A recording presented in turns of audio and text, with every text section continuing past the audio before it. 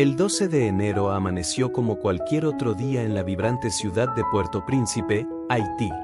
El sol tropical bañaba los colores vivos de los mercados al aire libre, donde las mujeres vendían frutas exóticas y los niños con uniformes impecables se dirigían a la escuela. En las calles, el aroma del café recién hecho se mezclaba con el olor del mar cercano, mientras tap-taps coloridos transportaban pasajeros bajo un cielo de azul intenso. La vida latía en las colinas, donde casas simples se aglomeraban como testigos silenciosos de la resistencia de un pueblo acostumbrado a los desafíos. Nadie podía imaginar que en pocas horas, la tierra rugiría con una furia capaz de modificar para siempre la historia de una nación, transformando lo ordinario en catastrófico en apenas 55 segundos. A las 16:53, el mundo se derrumbó. Primero llegó un sonido profundo, como si la tierra misma gemiera de agonía, seguido por una violencia que hizo bailar el suelo de forma demoníaca. El terremoto de magnitud 7.0 golpeó el corazón de Haití con una violencia apocalíptica, su epicentro localizado a solo 25 kilómetros de la capital. Edificios que atestiguaron generaciones se deshicieron como castillos de arena, sus estructuras derrumbándose bajo el peso de su propia arquitectura. El Hotel Montana, símbolo de prestigio y elegancia, se convirtió en una trampa mortal para cientos de personas que buscaban refugio en su presunta solidez. Entre ellas estaba la pequeña Ketsia, de apenas 7 años, que visitaba el lugar con sus padres para celebrar el aniversario de bodas de la pareja con una cena especial en el restaurante panorámico. Cuando el polvo comenzó a asentarse, revelando un paisaje de pesadilla donde antes había una ciudad vibrante, Ketsia se encontraba atrapada en una burbuja de aire milagrosa bajo toneladas de concreto, entre vigas retorcidas y pedazos de muebles destruidos. Sus padres, desafortunadamente, no habían sobrevivido al colapso inicial, sus cuerpos protegiéndola instintivamente en el momento del impacto. La niña estaba sola, en la oscuridad absoluta, con solo el sonido de sus propios sollozos y el goteo de una tubería rota para hacerle compañía. El dolor de la pérdida aún no había llegado completamente, solo el instinto de supervivencia y el miedo palpable de la oscuridad que la envolvía. Al otro lado del mundo, en las montañas de Suiza, el renombrado ingeniero estructural David Laurent veía las noticias con creciente horror, sintiendo una conexión inexplicable con la tragedia que se desarrollaba. Especialista en rescates en colapsos estructurales, sintió un llamado que trascendía la razón, una voz interior que insistía de forma casi física: necesitas ir. Alguien te está esperando. Esa misma noche, soñó repetidamente con un niño cantando entre escombros, una melodía que lo perseguía incluso después de despertar. Contra el consejo de colegas y familiares, que argumentaban sobre los peligros y la logística casi imposible, David abordó el primer vuelo disponible con destino a República Dominicana, desde donde seguiría por tierra hasta Haití. Al llegar a Puerto Príncipe después de un agotador viaje, se encontró con un escenario que desafiaba cualquier descripción: cuerpos alineados en las calles cubiertos con sábanas blancas, hospitales destruidos con pacientes siendo operados en las aceras, y un pueblo caminando como zombies entre los escombros, sus ojos vacíos atestiguando un trauma colectivo indescriptible. La esperanza parecía tan escasa como el agua potable, y el aire pesado llevaba el olor mezclado de polvo, muerte y desesperación. Mientras tanto, bajo los escombros del Hotel Montana, Ketsia había comenzado a tener visiones que trascendían la lógica. Una figura luminosa, que ella identificaba como su ángel de la guarda, aparecía en sus momentos de mayor desesperación, iluminando brevemente la oscuridad a su alrededor con una luz suave y reconfortante. «No llores, pequeña», susurraba la aparición con una voz que parecía venir de todas direcciones al mismo tiempo. «Un hombre con una cruz en el pecho vendrá por ti. Sigue cantando, tu voz será el hilo que lo guiará hasta ti». La entidad parecía flotar sobre los escombros, su forma humana pero translúcida, emanando una paz que contrastaba violentamente con el caos circundante. La niña, que había crecido en un coro de la iglesia local, comenzó a cantar suavemente el himno Evaidwisme que había aprendido de su difunta abuela, sus palabras susurradas formando un mantra de supervivencia. Su voz débil, casi inaudible, formaba un contraste surrealista con el silencio fúnebre que reinaba bajo los escombros, donde solo ocasionales gemidos de hierros retorcidos rompían la quietud. Cantaba entre ataques de tos, su garganta reseca por el polvo y la deshidratación, cada nota un acto de fe contra la realidad aplastante. En el quinto día de búsquedas, David coordinaba un equipo de rescate español especializado cuando, durante una pausa para reevaluación estratégica, escuchó algo que lo hizo congelar en el lugar.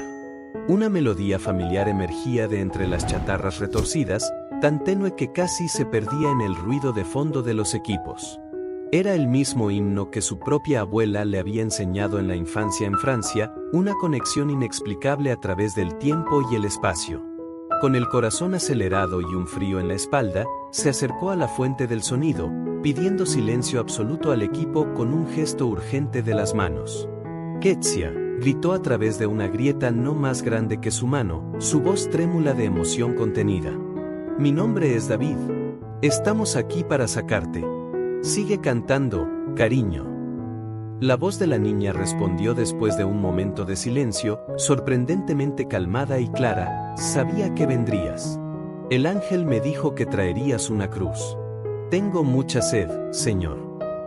David miró el colgante que usaba en su cuello, una cruz de plata que había pertenecido a su padre, un tesoro que inexplicablemente había decidido usar esa mañana después de años guardado.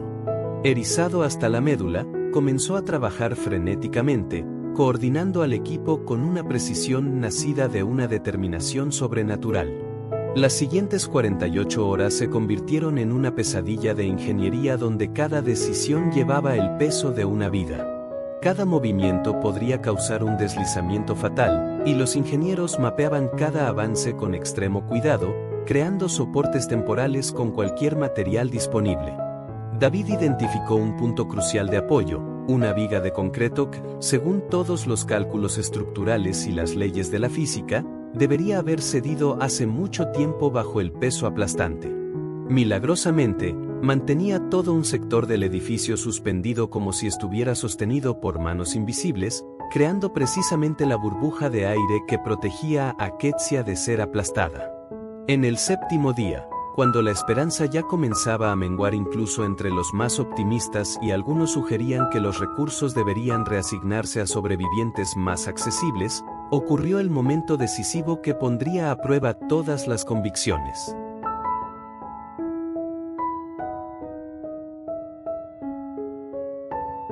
Una réplica sísmica de 5.9 grados golpeó el área sin previo aviso, haciendo temblar el suelo con una violencia que hizo que todos se agarraran a lo que pudieran.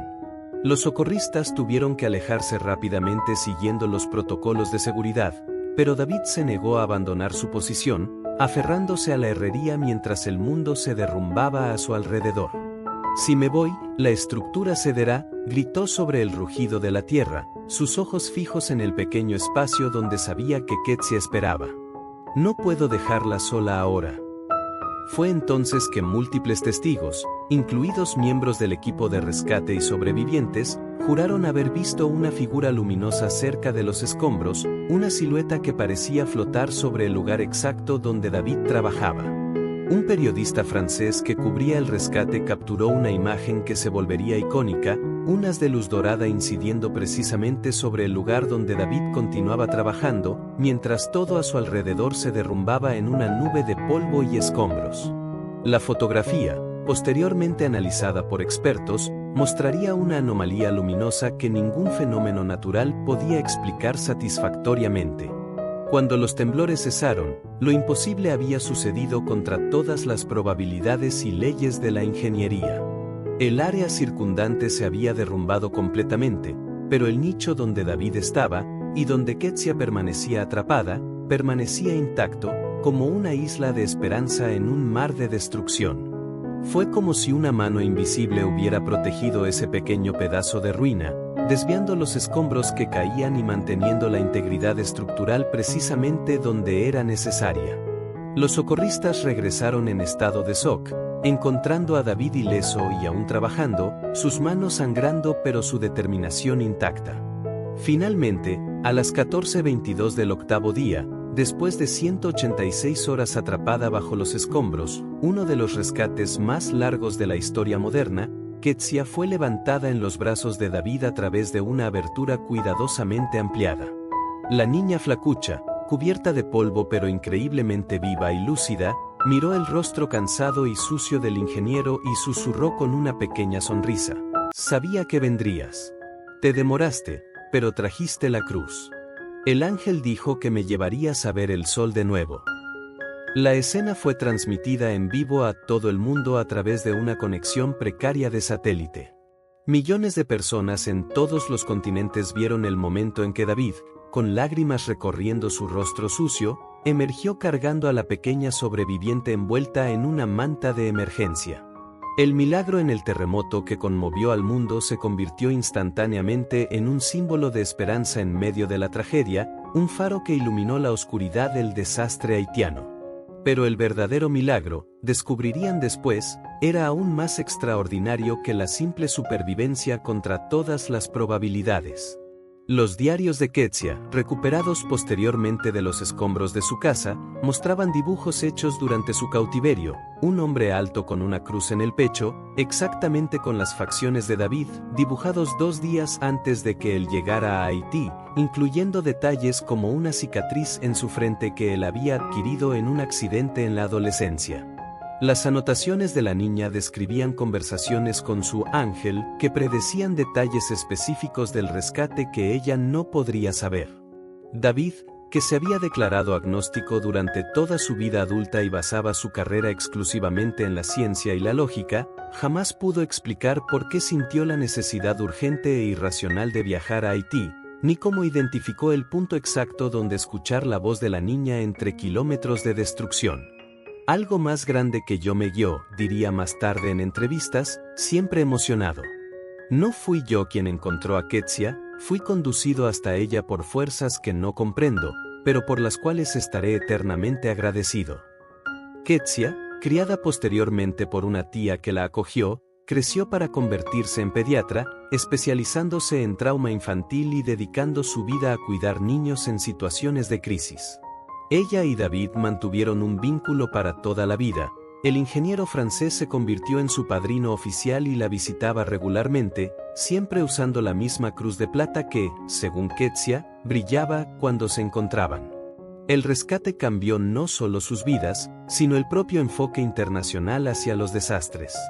El efecto Kezia, como se conoció en los círculos de ayuda humanitaria, llevó a reformulaciones profundas en los protocolos de búsqueda y salvamento, con mayor atención a las señales acústicas, periodos extendidos de operación incluso en condiciones aparentemente imposibles, y el reconocimiento de la importancia de la dimensión espiritual y psicológica en los rescates. Años después, en una entrevista para un documentario sobre el terremoto, Kezia resumió el sentimiento que permaneció: «Las cosas malas suceden, sí.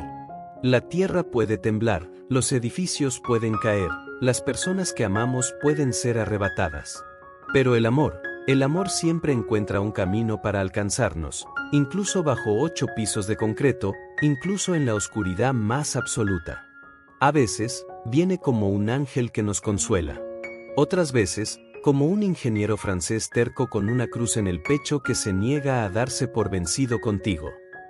Y en las noches tranquilas, cuando las estrellas brillan sobre el Caribe y la brisa suave mece las palmeras, Kezia aún canta suavemente el mismo himno que mantuvo viva su esperanza en esos 8 días interminables, una melodía que, en 2010, unió 2 almas a través de la oscuridad, probando que incluso en los momentos más oscuros, los milagros aún pueden suceder. Y que la fe, ya sea en Dios, en la humanidad o en el amor que nos conecta, puede mover montañas, o, en el caso de Haití, mantener montañas de concreto suspendidas contra todas las leyes de la física hasta que llegara la ayuda, recordándole al mundo que incluso en las tragedias más devastadoras, la chispa divina de la esperanza nunca se extingue completamente.